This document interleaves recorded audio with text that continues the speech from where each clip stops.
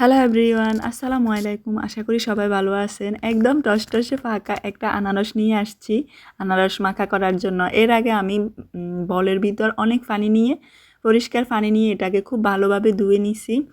তারপর এখন কাটার ফালা, একটা চাকুর সাহায্যে আমি খুব ভালোভাবে এটাকে কেটে নেব। আপনারা চাইলে কিন্তু বটি দিয়েও করতে পারেন।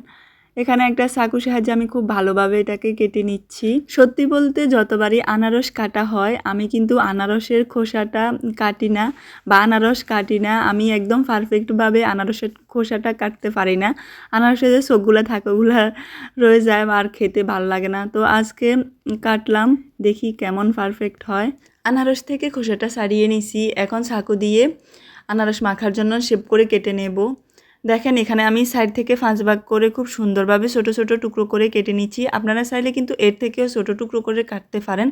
আর আনারস মাখার জন্য এর থেকে কিন্তু বেশি ছোট টুকরো করলে খেতে কম ভালো লাগে আর দেখতেও ভালো লাগে না। তাই আমি বলবো এভাবে করে আনারস মাখাটা করতে পারেন। এখন একটা বাটিতে আমি সবগুলো আনারসের টুকরো নিয়ে নিয়েছি। লবণ দিয়ে দিচ্ছি এখানে হাফ টেবিল চামচের মতো, স্বাদ মতো গুঁড়োমরিচ দিয়ে দিছি। এখানে আমি 1 টেবিল চামচের মতো করে বিট লবণ দিয়ে দিচ্ছি। হাফ টেবিল চামচ বা আপনাদের স্বাদ মতো দেওয়ার চেষ্টা করবেন। এখন উপর থেকে একটা ঢাকনা দিয়ে এভাবে বাড়ি দিয়ে আনারস মাখাটা করতে হবে। এটা একদমই সিম্পল, সবাই করতে পারে। কিছুক্ষণ এভাবে নেড়ে ছেড়ে নেওয়ার পর আজকের আনারস মাখাটা হয়ে গেছে। আপনারা চাইলে এই সিম্পল আনারস মাখাটা করে খেতে পারেন।